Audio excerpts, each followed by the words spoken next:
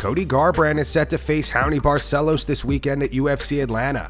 Cody says he's healthy, had a great training camp, and wants to remind everybody who he is. Yeah, I think every fight is, the most important fight of your career. It's either, learning lessons or, you win and you go from there. So it's always a huge implication that, the fight can dictate whether it's a win or a loss. So, through the experience that I have to bring in there, I fought in the biggest arenas in the world, the biggest, rivalries, the world champion.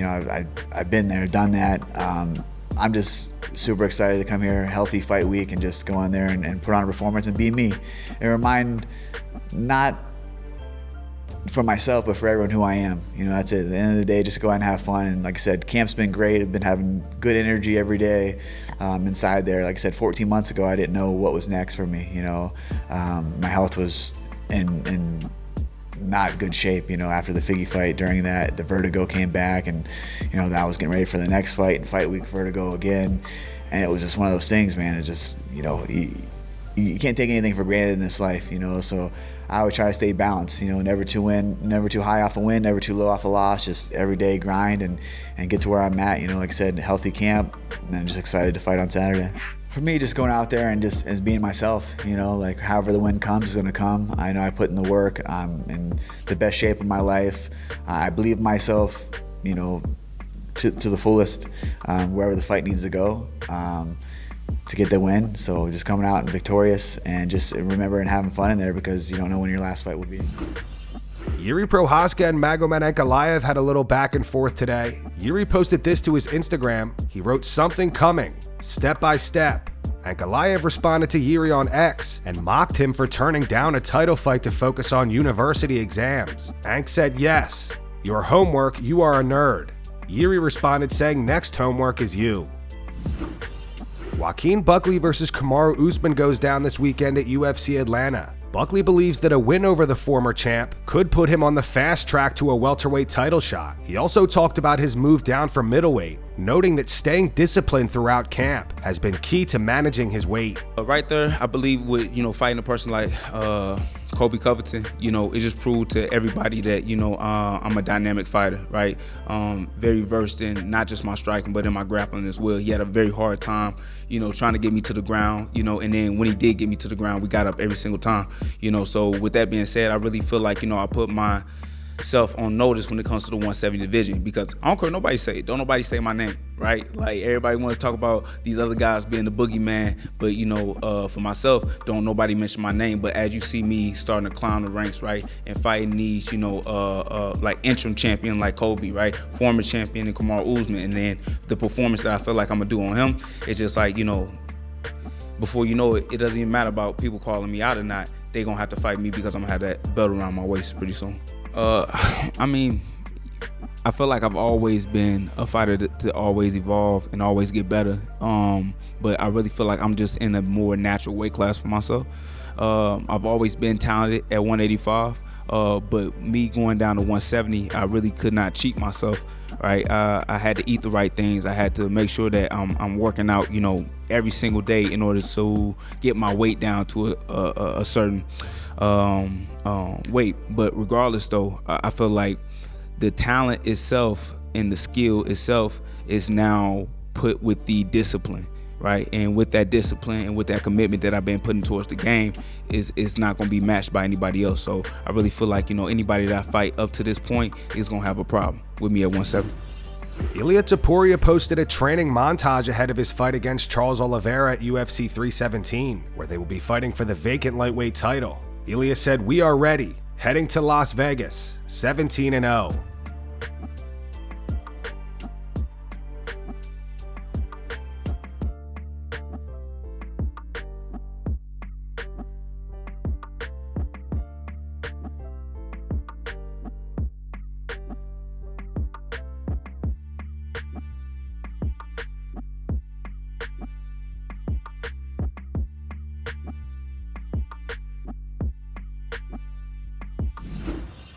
Aljamain Sterling and Iaquinta laugh at Tim Welch, saying that the lights in the Sphere impacted Sean O'Malley's performance in the first fight against Merab. It's never good when you hear the lights in the Sphere.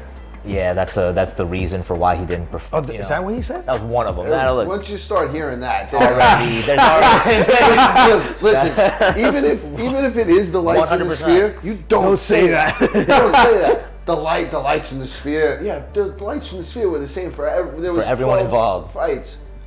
Everybody fought with the same lights.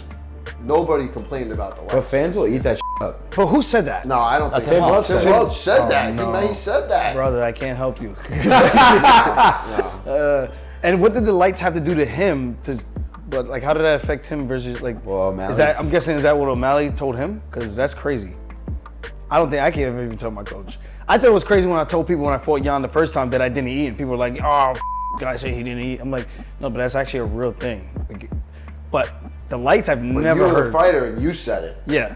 But because imagine if Ray or like one of the coaches Yeah, what would was you like, do oh, if Ray said that? oh after yeah, one no, round? Aljo didn't eat.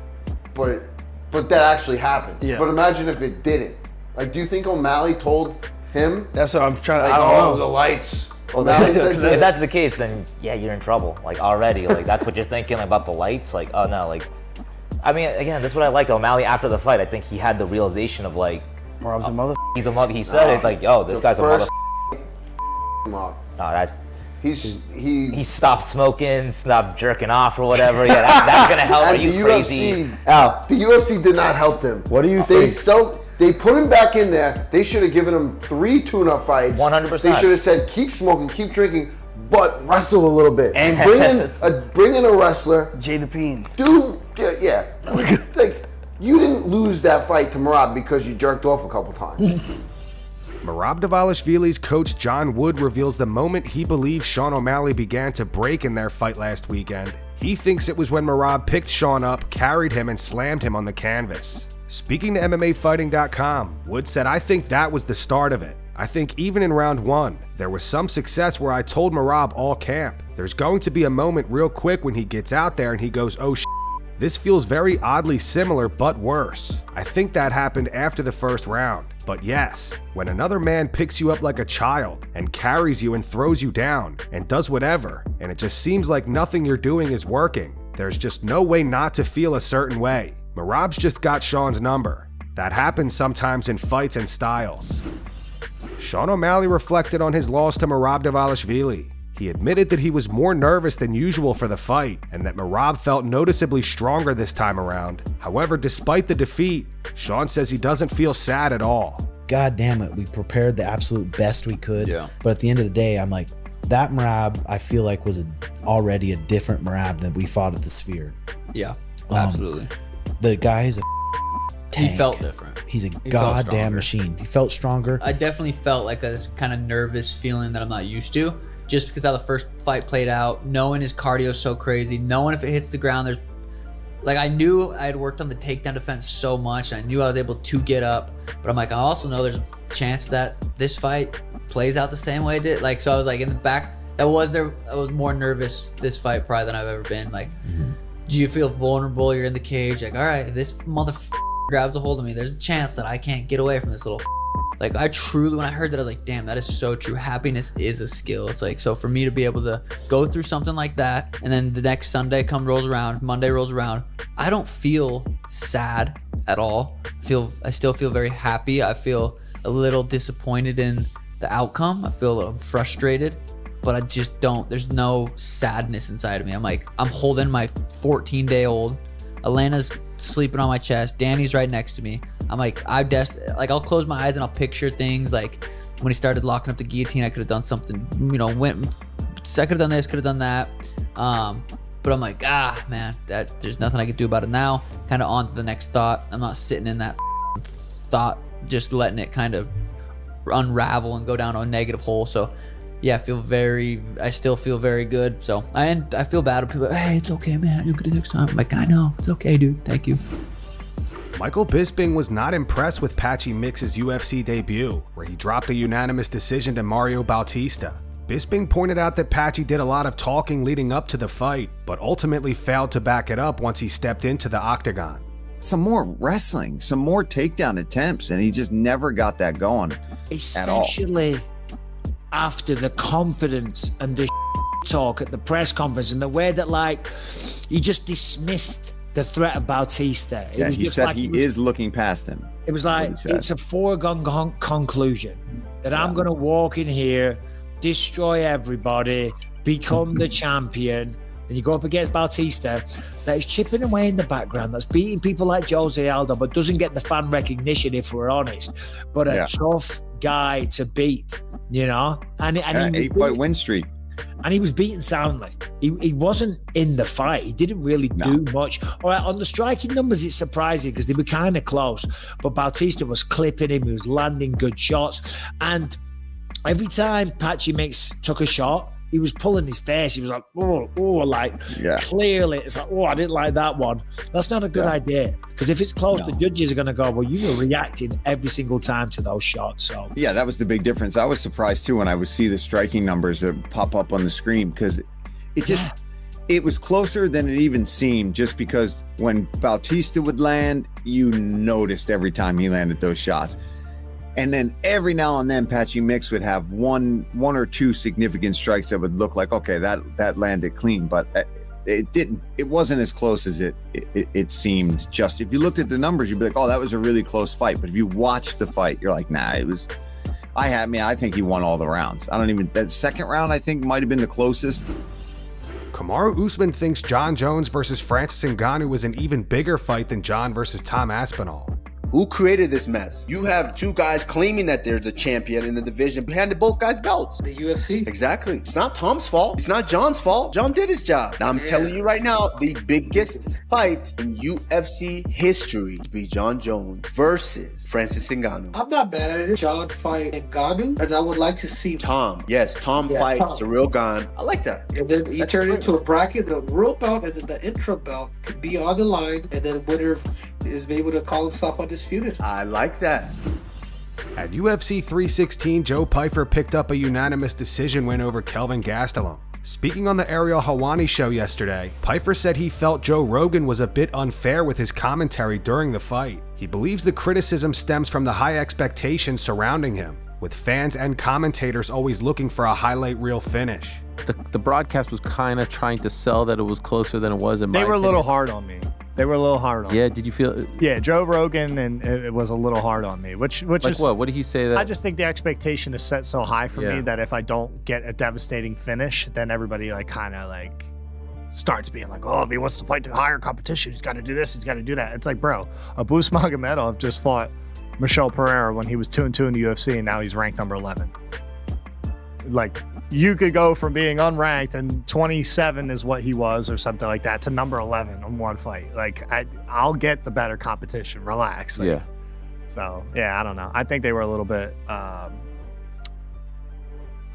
don't even want to say unfair because I don't give a but it's just, I think they were a little bit unfair as far as the reality of the fight. Like, it was not a close fight. I was never in danger. Merab Dvalishvili received a hero's welcome today in Georgia. He posted footage of him being swarmed by fans. One of the fans even tried to jump onto Merab's bus.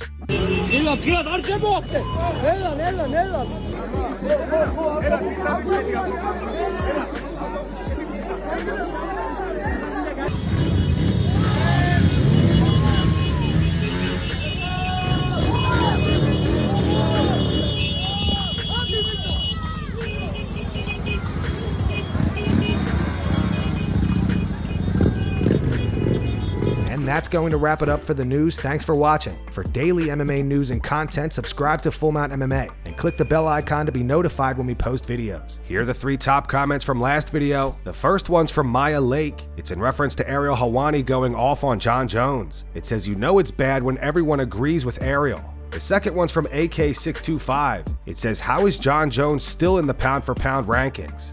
Crazy. And the final one's from BA2037. It's in reference to the back and forth between Yair Rodriguez and Diego Lopez. It says, I don't know what's worse. Yair claiming that fighting up the rankings does nothing for him, or the reality that Yair keeps getting title shots for fighting people ranked lower than him. Those were the 3 top comments from last video. If you want to be featured in the next one, all you have to do is comment down below. And if you missed yesterday's news, click the video on screen right now to get caught up.